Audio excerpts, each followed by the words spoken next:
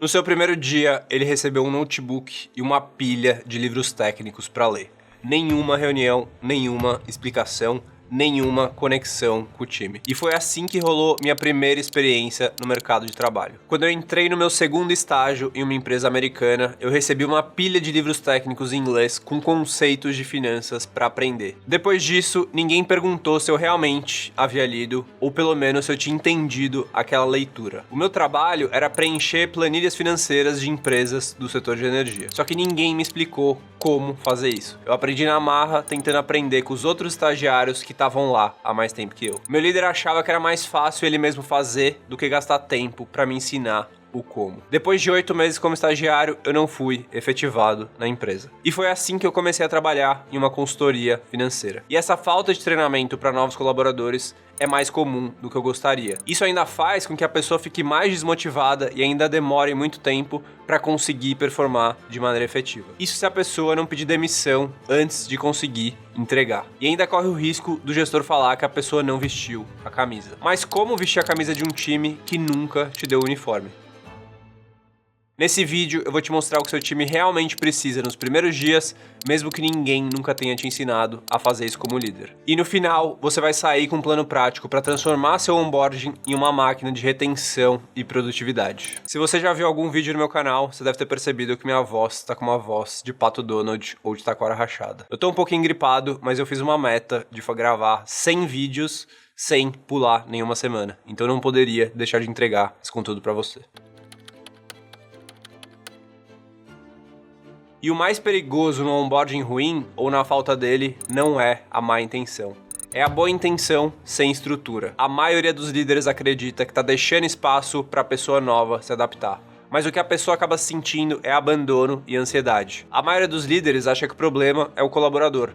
Mas na verdade, o principal problema no fim tá no processo. Tem uma história real que eu ouvi de um gestor que ele contratou uma analista de conteúdo que tinha experiência com agências. Ninguém fez uma call com ela, ninguém apresentou o time e as metas eram totalmente genéricas.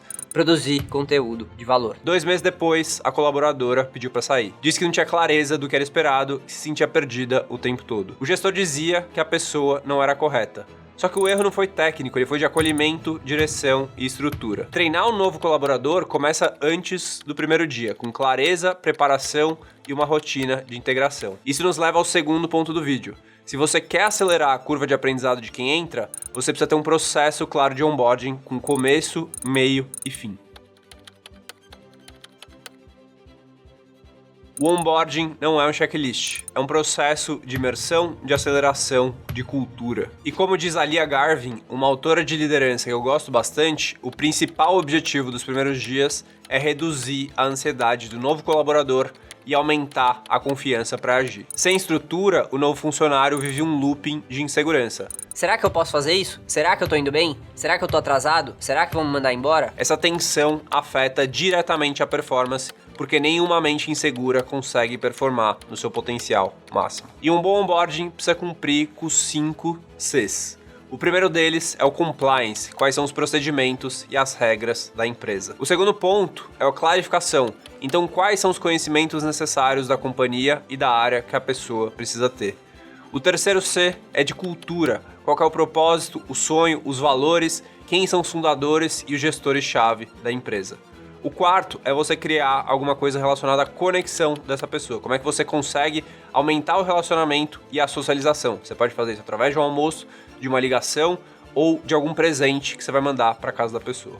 E por último, o quinto C é o C de confiança, que é como você consegue demonstrar confiança naquela pessoa. E na Palur, sempre que uma nova pessoa entra, eu peço para marcar uma call rápida para contar um pouco sobre a empresa e a minha história. Eu acredito que esse é um jeito bastante interessante de falar sobre a nossa cultura e recepcionar a pessoa da melhor maneira. Só que até agora a gente falou muito de estrutura, só que tem algo mais poderoso para engajar de verdade o colaborador.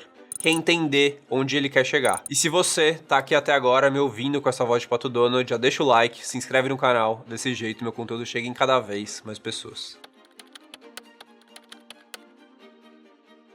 O Bill Campbell, que é o coach de $1 trilhão, ele dizia: as pessoas não desistem de metas, elas desistem de líderes que ignoram seus sonhos. Isso vale especialmente nos primeiros meses. Nas empresas que eu mentoro, é bastante comum ouvir que o principal motivo da saída de bons colaboradores é por eles não conseguirem ver um caminho para crescer. Depois de fazer entrevistas de desligamento, eles descobriram que muitos talentos saíam não por falta de desafio, mas por não sentirem que havia espaço para crescimento. Eles se sentiam no fim como peças operacionais e não como profissionais em desenvolvimento. A virada veio com uma implementação de uma prática simples. Conversas de carreira logo no início da jornada da nova pessoa. Então o que eu recomendo? Uma reunião one-on-one onde o líder pergunta: qual que é seu objetivo aqui dentro? O que você quer aprender e se desenvolver? E como que eu posso te ajudar a conseguir crescer? Essas conversas, no fim, elas criam pertencimento, alívio emocional e motivação real. Mas de nada adianta essas conversas poderosas se não tiver expectativas claras e bem alinhadas. E é exatamente sobre isso que trata o próximo ponto do vídeo. Expectativa não dita vira frustração. A maioria dos líderes não falha por não ter expectativas. Eles falham por não dizer em voz alta aquilo que eles acham que é óbvio. No primeiro mês, todo novo colaborador está tentando descobrir qual é o jogo invisível daquele lugar. O que conta ponto, o que é errado, quem manda mais, o que esperar do gestor. Se você não deixar claro o que é sucesso no cargo, quais comportamentos são valorizados e quais os prazos e entregas esperadas, você condena o novo colaborador a viver em um jogo de tentativa e erro. Então o que você pode fazer? É montar um documento com 4 partes.